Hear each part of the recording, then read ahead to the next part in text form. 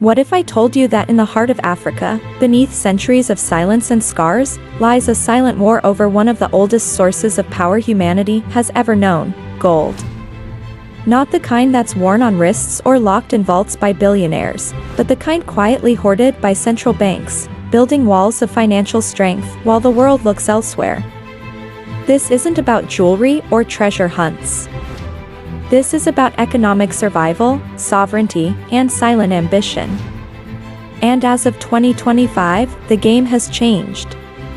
Because some African nations once plundered for their natural wealth are now rising as keepers of gold, reshaping the global balance one bar at a time.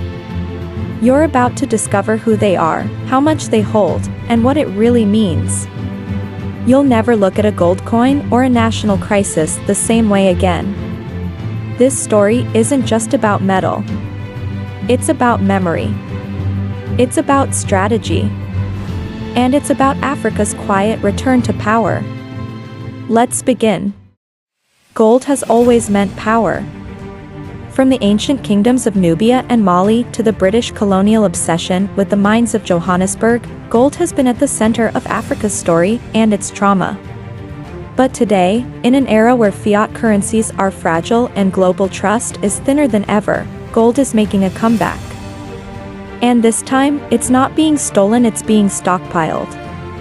In 2025, while global headlines obsess over crypto, elections, and climate chaos, African central banks are playing a much slower, more ancient game. They are accumulating gold not just as an asset but as a statement. It's economic insurance. It's geopolitical leverage. It's history with interest. And this quiet move matters more than you think.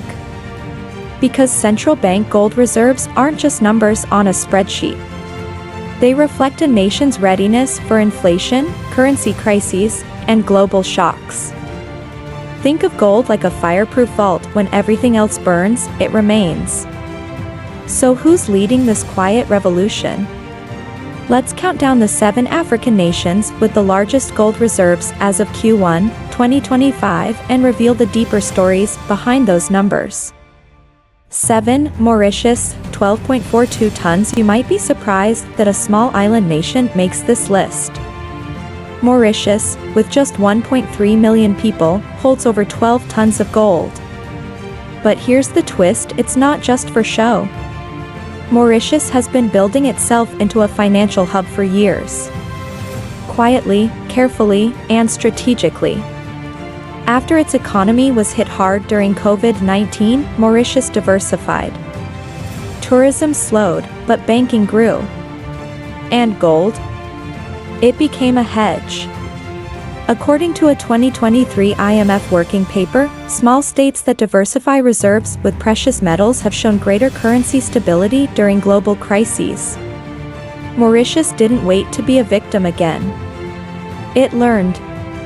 And it invested. Their central bank reports show a clear strategy: keep part of the national reserves in something timeless. Think of Mauritius like a small boat in a stormy sea, lightweight, agile, but with an anchor of gold to keep it grounded when the waves rise. 6. Nigeria, 21.37 tons. Now we step into scale. Nigeria is Africa's largest economy by GDP, and its most populous nation. So why is it only 6 on this list? The answer is historical caution and recent urgency. For years, Nigeria leaned heavily on oil revenues and the US dollar. But with sanctions, de-dollarization talks, and global shifts, trust in fiat currencies is eroding. In 2021, Nigeria held only 21 tons of gold. In 2024, they bought more. By Q1 2025, they reached 21.37 tons, a subtle but deliberate move. According to a report from the Central Bank of Nigeria in late 2024, gold now plays a strategic reserve role to defend the naira in future market shocks. It's not just insurance. It's a message. The analogy here is like an old ship being reinforced after years at sea. Nigeria is shoring up its hull not because it's sinking, but because it knows the storms are coming.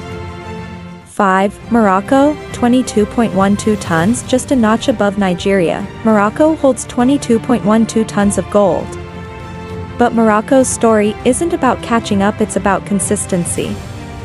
The Bank Al-Maghrib, Morocco's central bank, has maintained gold holdings steadily for decades. While others panic and pivot, Morocco plays the long game. Why? Because Morocco sits at a strategic crossroads, part African, part Arab, part European. Its economy is diversified from agriculture to aerospace, and its monetary policy is famously conservative. Gold in Morocco is not just reserve, it's resilience. During the 2008 financial crisis, Morocco's currency remained relatively stable while others plunged. The reason? A diversified reserve pool, including gold. The image here is of a family heirloom passed down through generations, not flashy, but deeply valued. Morocco doesn't just own gold. It respects it. 4. South Africa, 125.44 tons. Now we're leaping into heavyweights. South Africa has a deep, complex history with gold. After all, it was once the largest gold producer on Earth. Entire cities, like Johannesburg, were built on gold veins. So it might seem surprising that South Africa is only 4, not 1. The reason? Exports, privatization, and financial shifts. Much of South Africa's gold has gone abroad through private sales or exports. What remains under central bank control is 125.44 tons, a huge amount, but far less than its underground potential. However, this gold reserve still reflects immense monetary power. South Africa's Reserve Bank is one of the most respected on the continent, and their policies are deeply influenced by global standards.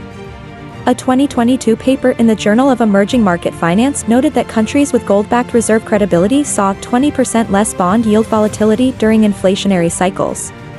That's what South Africa is buying: trust in its bonds, strength in its currency, and influence in the IMF.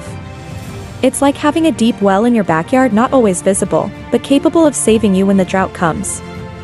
3. Egypt, 126.82 tons. Egypt's recent surge in gold holdings didn't happen by accident.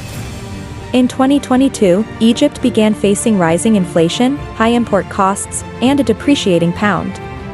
The result? A strategic pivot to gold.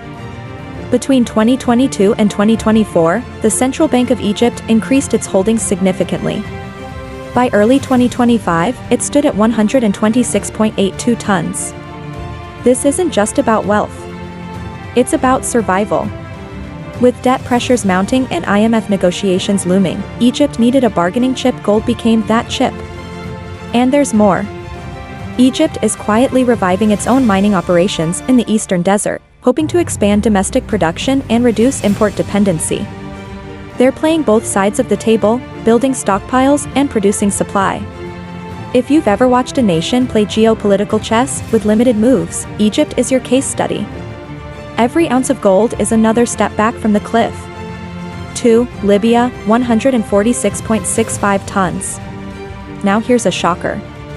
Libya, war-torn and fragmented for over a decade, holds more gold than almost any other African nation. How? Because under Gaddafi's rule, Libya stockpiled gold, lots of it. And after his fall, the gold didn't vanish. It remained, largely untouched, held by the Central Bank of Libya. This gold has survived revolutions, civil wars, and foreign interventions. A 2019 investigative report by Reuters confirmed that despite internal divisions, Libya's gold vaults remained largely intact and heavily guarded. Today, that 146.65 tons of gold is one of Libya's last remaining assets of true sovereignty. It gives the fragmented government bargaining power with global creditors and makes the country a strange paradox: unstable, yet incredibly wealthy on paper. The metaphor? A crumbling palace with a gold vault in the basement. The walls may fall, but the treasure survives. 1. Algeria, 173.56 tons. Algeria stands at the top not just because of the numbers, but because of the intent. With 173.56 tons, Algeria is the most gold-rich central bank in Africa. And they've held this position for years. Quietly. Consistently. Intentionally. Why? Algeria's leaders have long favored economic independence. They've resisted IMF influence, avoided major international borrowing, and prioritized sovereign wealth. Gold has been a key part of that strategy. According to a 2023 policy paper from the University of Algiers, gold is viewed as a shield against external dependency and a tool for generational equity. They don't just see gold as insurance. They see it as legacy. And here is something powerful: Algeria has not sold any major portion of its reserves in decades. In a world of quick deals and foreign pressure, that kind of restraint is rare. Algeria's gold isn't flashy. It's foundational. Think of a fortress built in stone, not meant to impress, but to endure. So where does this leave us? Africa is often portrayed as a continent of need. But beneath the surface, it's a continent of strategy, strength, and surprise. These 7 central banks are telling a deeper story, one of financial awakening, silent preparation, and sovereign pride. While the global north debates interest rates and crypto volatility, parts of Africa are quietly stacking their most ancient currency. Gold isn't just metal. It's memory. It's trust. It's a future forged from the past.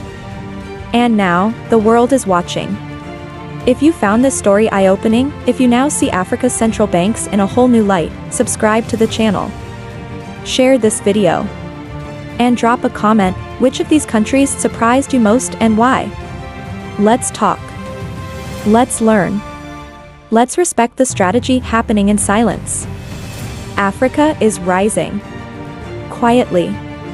Powerfully. 1 ounce at a time.